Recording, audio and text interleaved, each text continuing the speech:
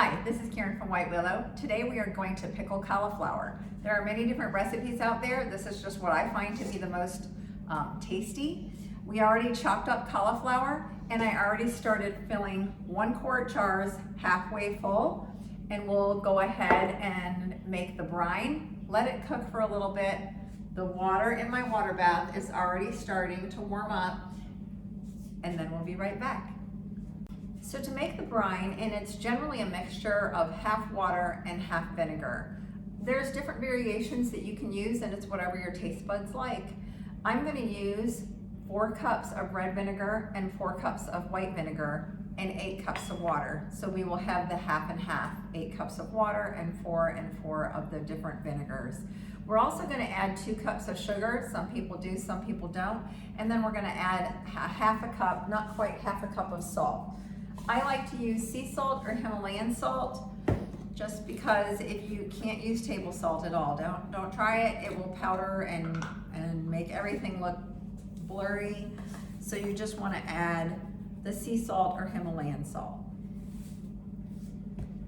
So first we're going to add the vinegar, 4 cups of the red vinegar.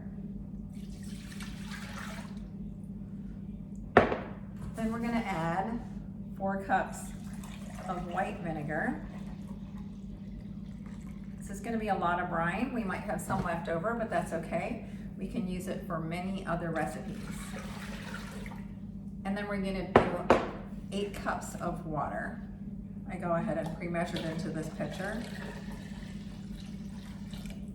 Now some will want, again, to add sugar and some won't. I like to add sugar to just about everything. Even my stew meats and stuff, I use brown sugar. That's just about 2 cups of sugar, and then not quite half a cup of salt. Again, we're going to use the sea salt. We'll go ahead and get our wire whisk, and we'll start whisking this together. We are going to bring it to a boil, and then we're going to let it simmer for just a couple minutes. We have our pot on here. It's ready to go. It's warming up, and we're going to get ready to fill the jars. While the brine is heating up and the canner is also heating up, we're going to go ahead and fill the jars. These are 1-quart jars, halfway full of cauliflower. So I already did that. And then we're going to take 1 jalapeno per jar and add it to that. So I have a little rinky-dink jalapeno here, which I used bigger ones there. These start to look really pretty too. We're also going to add 2 cloves of garlic, smashed cloves of garlic into each jar. And then we're going to add a half a teaspoon of peppercorn and a half a teaspoon of mustard seeds to each jar. Now some people don't like to cut the jalapenos up without using a glove, but if you just remember to wash your hands, you are good. We are going to get these ready for the jars, and then we're going to add the other ingredients. The brine is starting to come to a boil, and the pot is getting much warmer. So we're going to go ahead and take these garlic. We're just going to smash them. I'm going to put 2 cloves in each jar. You just smash them to kind of get the flavor started in them. Make sure you cut the ends off, and then they're harder to smash. Like this one. There you go.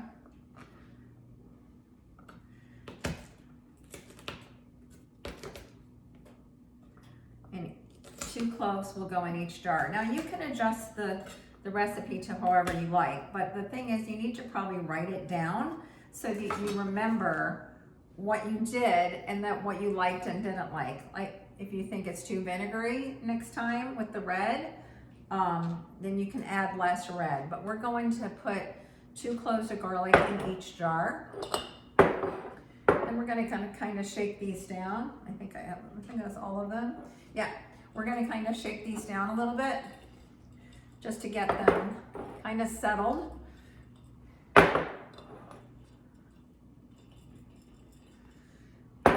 We're going to fill it the rest with the rest of the cauliflower. If you like more garlic, feel free to add more garlic.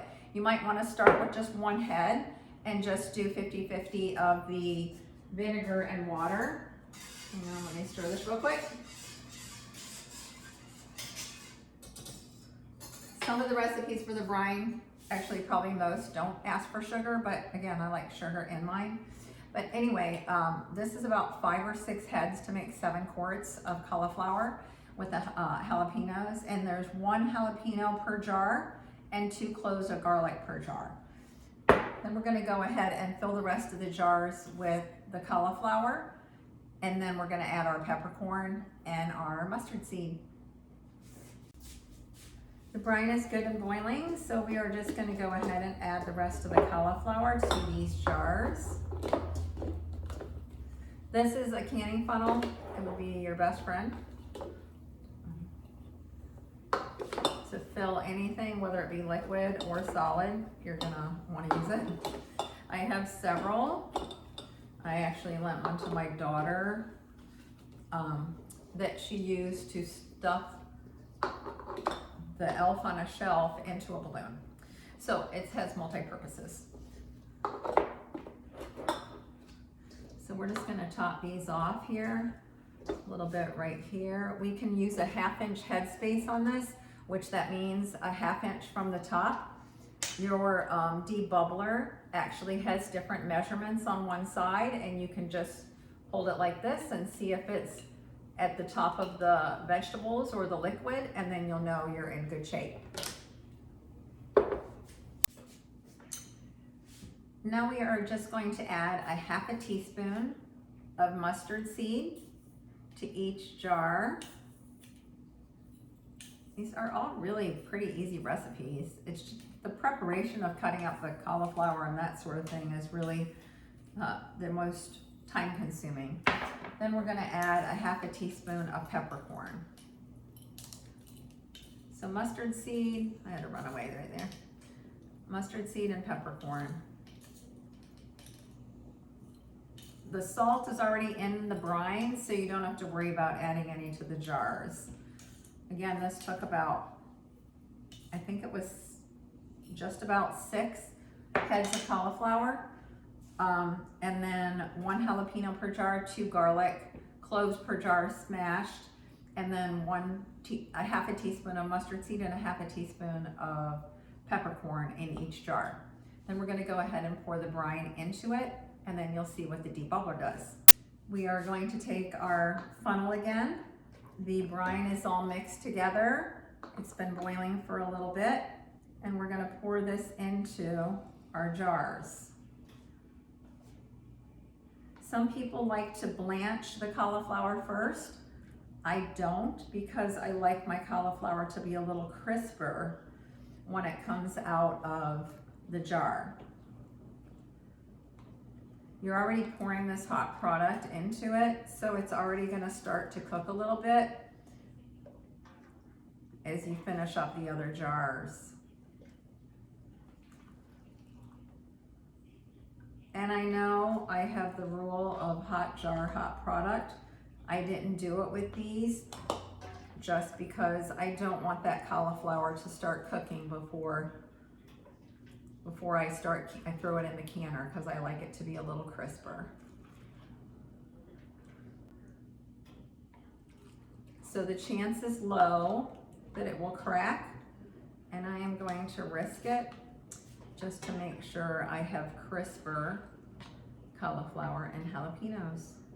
And the jalapenos will be really good in here too. You can eat those as well. I did pickle, kind of like a caramelized pickle jalapeno. You can check out that video as well. You have to let these set for a couple months before you can eat them, just to make sure that the flavors are really melded with the vegetable itself.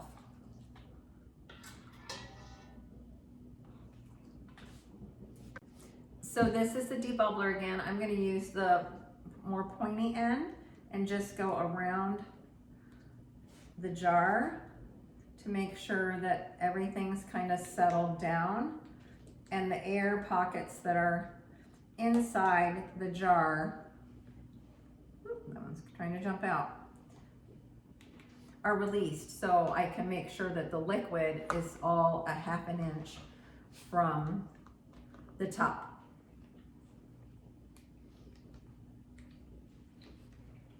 If it's not, if you need to add a little bit more mixture, go ahead.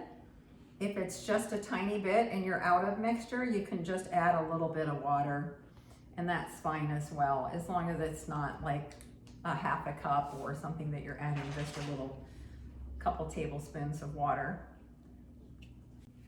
These are all measuring nicely in the jar. You can kind of see, and you can see the mustard seed and the peppercorn on the top, which will filter into the jar as it cans. We're going to go ahead and take a little white vinegar, and we're going to put it on a paper towel. I'm going to throw a little into the canning jar itself, or the canner itself. With the paper towel, I'm just going to wipe off the lids. The vinegar and sugar can make it kind of sticky, and you just want to make sure that there's nothing on the edges that would break the seal. They all look pretty good. I'm going to go ahead and take the lids and put them on the jars. And then we're just going to put them down fingertip tight, which means you don't wrench it down really hard.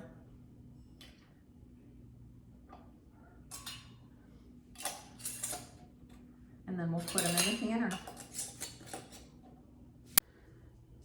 They are all ready to go into the canner. We are just going to go ahead and place each jar in here. I'm going to go ahead and use my jar retriever because this water is pretty hot. We will line them up into the jar. I just love the way these look.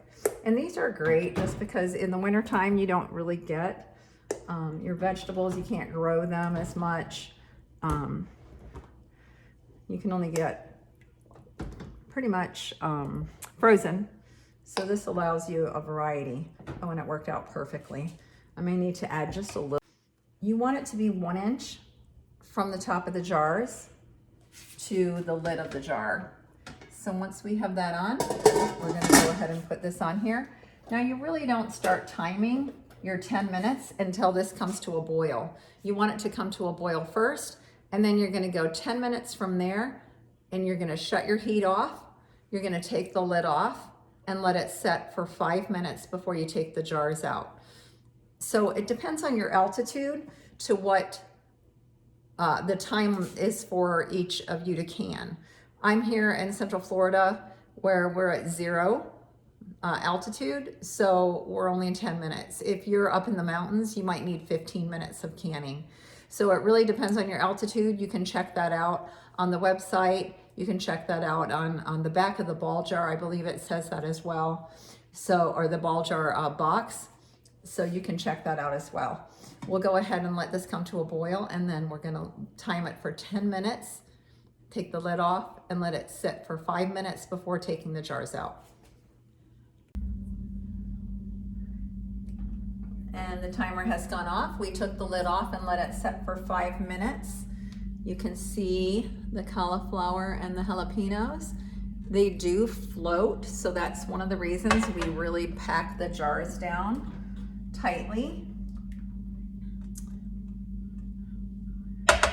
You can see them bubbling a little bit inside the jars. That's good. You want to know that you've got that mixture in there thoroughly. Hopefully we'll hear a couple ping. The pinging is the canner delight because that means that the jars are sealing. I didn't hear any pings yet.